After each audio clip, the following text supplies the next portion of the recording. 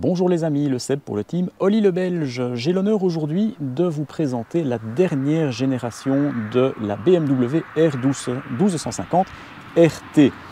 Alors RT, les initiales de Reisentouren, donc de les initiales de voyage.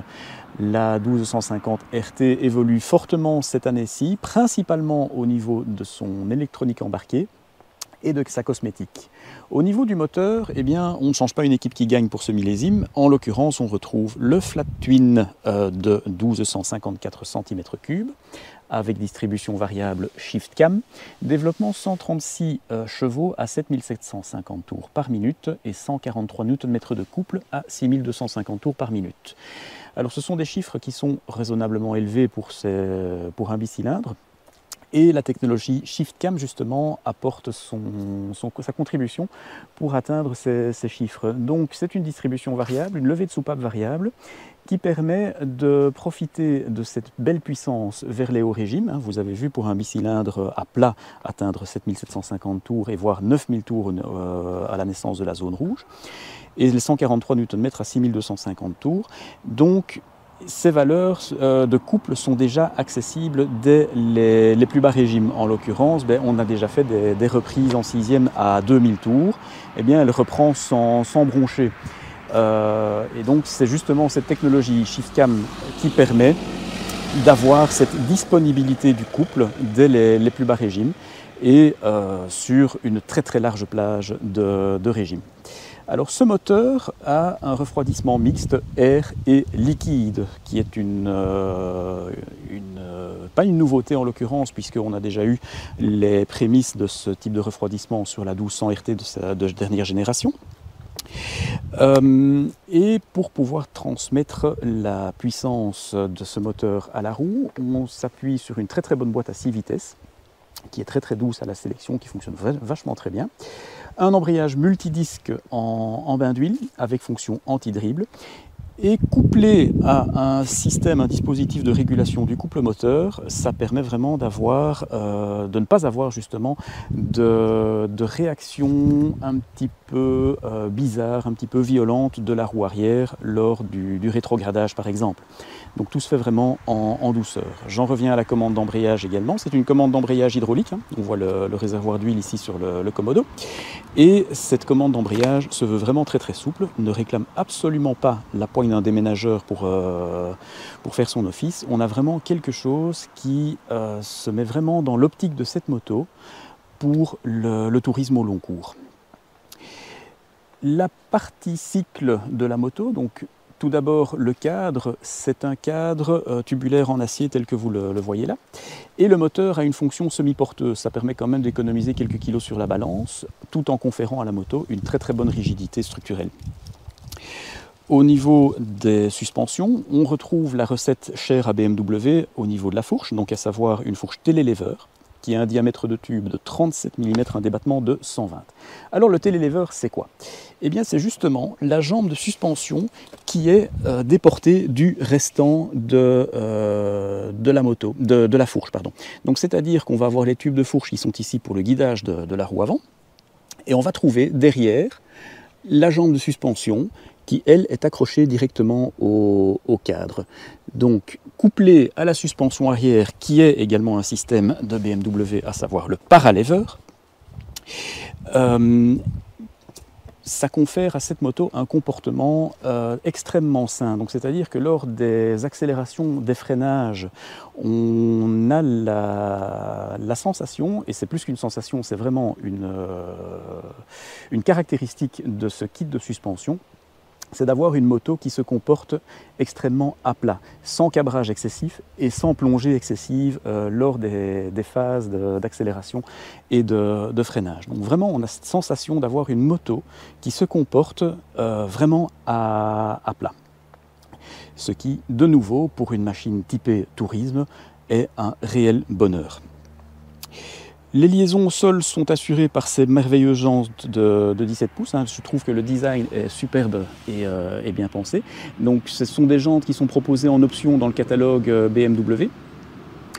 Jantes de 17 pouces, pneus de 120 à l'avant, pneus de 180 à l'arrière, en l'occurrence ici monté sur Batlax T31, qui donne à la moto un comportement extrêmement sain, une très très bonne tenue de route et une vivacité incroyable.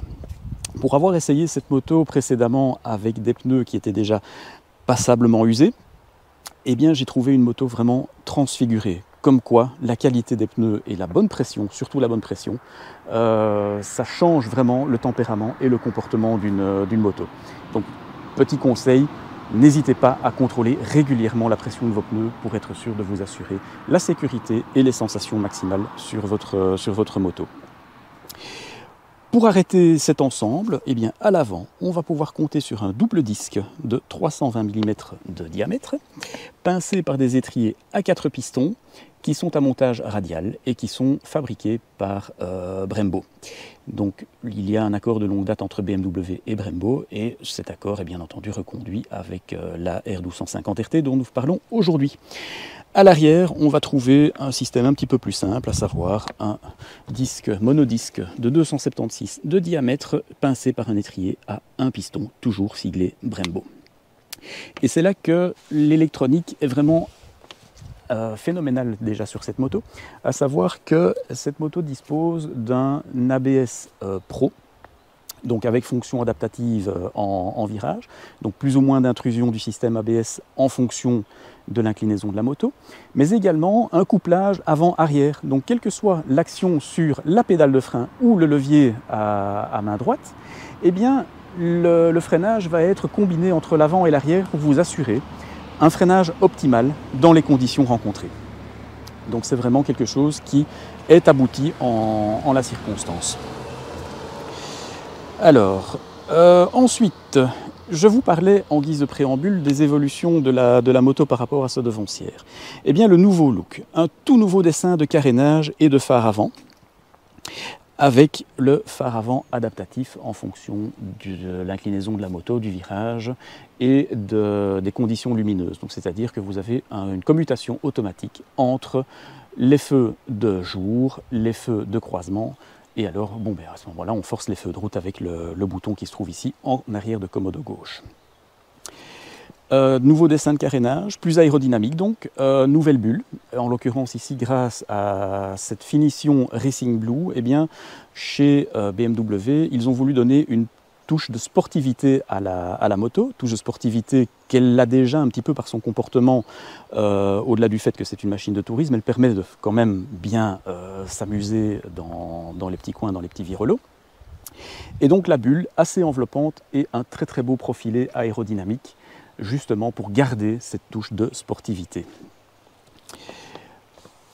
Ensuite, au niveau de l'électronique, grosse révolution aussi, puisque chez BMW, c'est la première moto de la gamme à disposer de ce tout nouveau tableau de bord de 10 pouces 25 de diagonale. Donc une énorme dalle TFT anti-reflet, multi-information, que je vous détaillerai dans une deuxième vidéo par rapport à cette moto. Je vous ferai un petit descriptif complet de toutes les fonctions qu'on y retrouve. Déjà en résumé, eh bien, nous avons bien entendu le tableau de bord avec contour, compteur de vitesse, rapport engagé, mais également donc, les différents modes de menu que l'on peut avoir. Donc, mon véhicule permet d'avoir les paramètres de la moto, donc les compteurs détaillés journaliers, les compteurs de voyage. On a également la radio FM qui est intégrée avec fonction DAB+. Un dispositif de navigation qui lui se couple à l'application BMW Motorrad Connected, donc qui permet d'avoir toutes les informations de navigation au tableau de bord. Média, parce qu'il est possible également d'avoir la lecture de la musique de votre téléphone, voire d'une clé USB. La connectivité Bluetooth avec le téléphone, bien entendu. Et alors, toutes les fonctions de réglage. Et ce qui est très très beau aussi, c'est que de par la grandeur de cet écran, on a la possibilité d'avoir un mode 3/5e, 2/5e, en l'occurrence tableau de bord sur la gauche, avec cet affichage dynamique, je dirais, et sur la droite alors un deuxième affichage qui pour le moment est bloqué sur la navigation, mais que nous pouvons également faire tourner sur la radio ou les compteurs totalisateurs. Voilà, donc je reviendrai encore une fois sur cette dalle TFT ultérieurement dans une deuxième vidéo, de façon à vous faire un tour d'horizon complet de ces évolutions. Alors la moto, au niveau de son électronique, dispose bien entendu d'un système de contrôle de traction, d'un système de régulation du couple moteur de façon à éviter les réactions un petit peu particulières et violentes de la roue arrière, compte tenu du fait que la transmission finale est en cardan, donc est un petit peu plus dure qu'une chaîne. Une chaîne amortit un petit peu plus les chocs de transmission. On trouve également sur cette moto un dispositif d'assistance au démarrage en côte. Donc quand vous arrivez au feu dans une côte, eh bien, vous tirez un petit peu plus sur le levier de frein, de façon à ce que les plaquettes restent bien en contact, enserrent bien le disque, jusqu'à ce que vous embrayez et que vous arrachiez la moto à l'immobilité. De cette façon, la moto va relâcher, l'électronique va relâcher progressivement la pression sur les plaquettes pour vous permettre de démarrer sans reculer. N'oublions pas que la moto pèse 279 kg avec son plein d'essence et son plein d'huile. Donc c'est quand même une certaine masse. Elle tolère une masse maximale en déplacement de 505 kg. Donc on est au-delà de la demi-tonne, c'est une très grosse masse. Les freins, les pneus, tout ça permettent des arrêts très très efficaces. Vraiment, on a été bluffé par les performances du freinage. Nous avons une selle qui culmine entre 805 et 825 mm de hauteur en série. Elle est réglable sur 2 hauteurs grâce à un petit système de support en dessous de la selle. Nous avons un réservoir d'une contenance de 25 litres. La consommation annoncée par le fabricant est de 4,5 litres au 100 km. Donc je vous laisse imaginer, on pourrait en théorie parcourir des étapes de 500 km, ce qui pour une machine au long cours est franchement très très bien, puisque on peut vraiment se permettre de tailler de la route au cruise control sans se fatiguer, tellement aussi elle offre du confort à son pilote et son passager.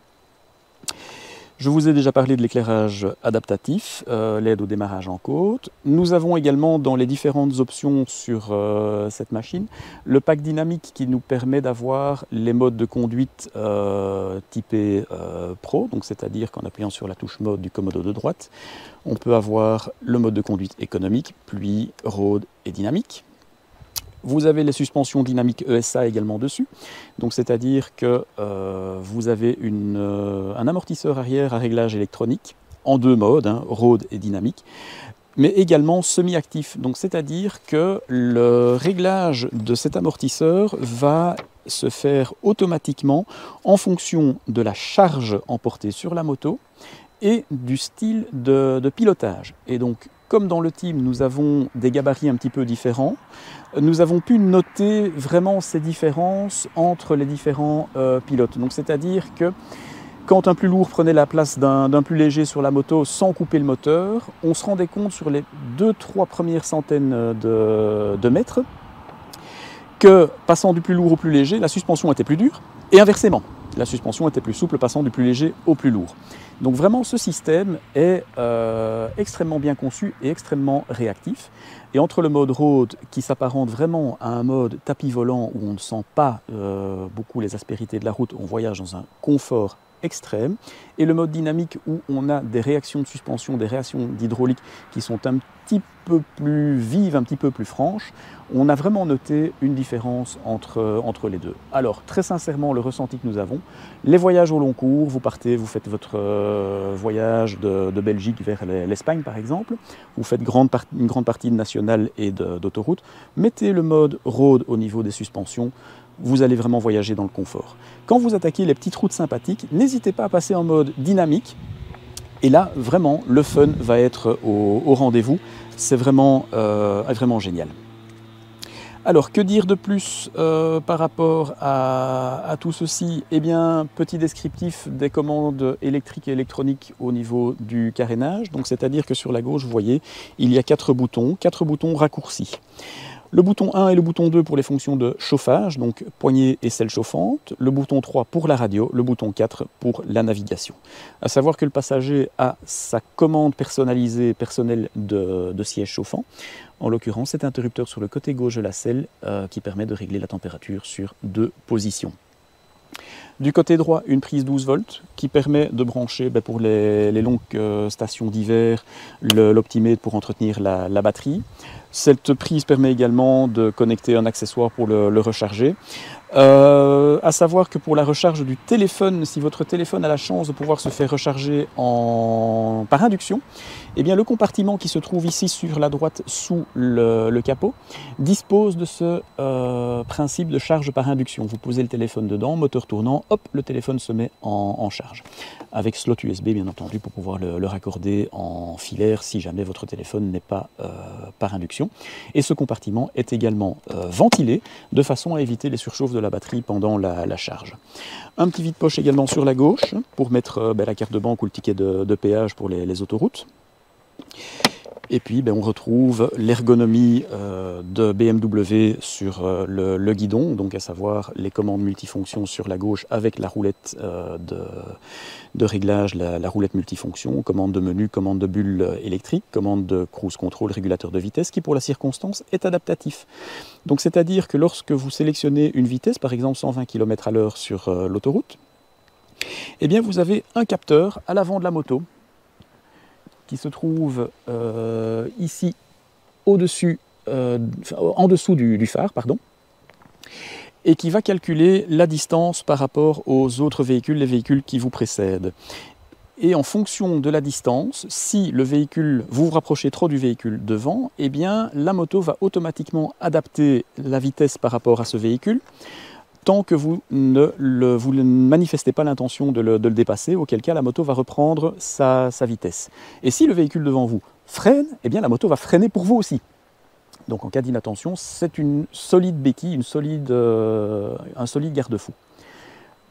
J'ai eu l'occasion d'essayer la fonction, il fonctionne franchement pas mal. Les décélérations ne sont pas trop violentes lorsque la distance commence à se raccourcir entre les véhicules qui vous précèdent et vous-même. Je n'ai pas utilisé la fonction freinage d'urgence inhérente au système parce que l'occasion ne s'en est pas réellement présentée et je préfère que ça ne se présente pas, très honnêtement. Sur le commodo de droite, on va retrouver une commande de verrouillage central des différents compartiments et valises, la touche de mode moteur, le kill switch, donc coupe-circuit et bouton de démarreur, et également le bouton de SOS, donc l'appel d'urgence, qui nécessite de soulever le petit bouton, le petit capot, et d'appuyer sur le bouton rouge qui s'y trouve situé en dessous. Au niveau protection, on reste encore une fois sur une machine de grand tourisme. Donc le carénage enveloppant à l'avant permet de fortement dévier le flux de l'air pour que les occupants de la moto voyagent dans un très très bon confort. Juste un tout petit bémol, parce que nous avons aussi eu l'occasion d'essayer cette moto sous une pluie battante. Nous avons noté que lorsque le pare-brise est levé au maximum, il se crée en fait un espace entre le carénage et le pare-brise, ici à l'avant de la moto. Et le problème qui se pose, c'est qu'il y a une légère turbulence qui se crée derrière le tableau de bord qui aura tendance à aspirer l'eau et la projeter directement sur le pilote. Bon, c'est petit défaut, rien de rédhibitoire, mais voilà, quand on voyage au long cours comme ça, on aime bien avoir une protection en 100% efficace. Et là, malgré le petit déflecteur qui se trouve ici, le flux de l'eau n'est pas réellement canalisé. On notera également en option les projecteurs à longue portée, donc un petit plus pour la sécurité voir et être vu.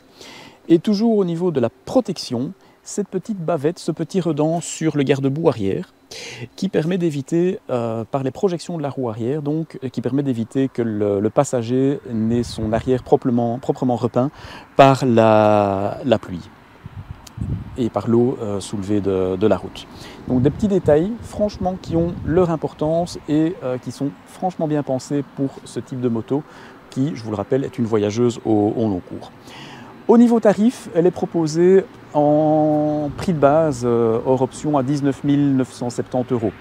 Donc catégorie de prix premium, vous choisissez quelques packs d'options, vous choisissez quelques accessoires et on aura très vite fait de faire monter la facture. La machine que nous avons sous les yeux aujourd'hui, eh bien, en fonction de toutes les options dont elle est équipée, elle revient grosso modo entre 28 000 et 29 000 euros.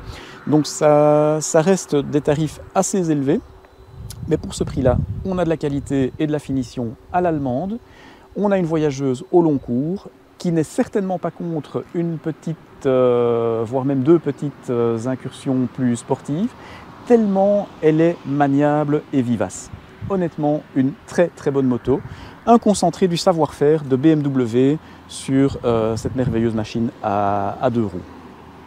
J'ai oublié de vous parler de la contenance des bagages. Donc les deux valises que vous avez là sous les yeux sont annoncées avec 70 litres de capacité et peuvent être secondées par un top case qui trouvera sa fixation ici sur le support et qui lui, de mémoire, fait dans les 46 litres de contenance. Donc vraiment de quoi envisager des voyages au long cours avec, je dirais, armes et bagages pour deux passagers, à condition que le passager ne prenne pas l'entièreté de sa garde-robe avec, bien entendu. Donc voilà les amis, j'espère que cette petite présentation vous aura plu, que la moto vous aura plu. Abonnez-vous, rabonnez-vous, relayez les vidéos, laissez-nous un commentaire, nous répondons toujours aux commentaires, laissez-nous des appréciations naturellement, nous sommes toujours preneurs pour les appréciations. Et j'espère vous retrouver bientôt pour de nouvelles aventures motocyclistes. Je vous dis donc à très vite. Salut les amis!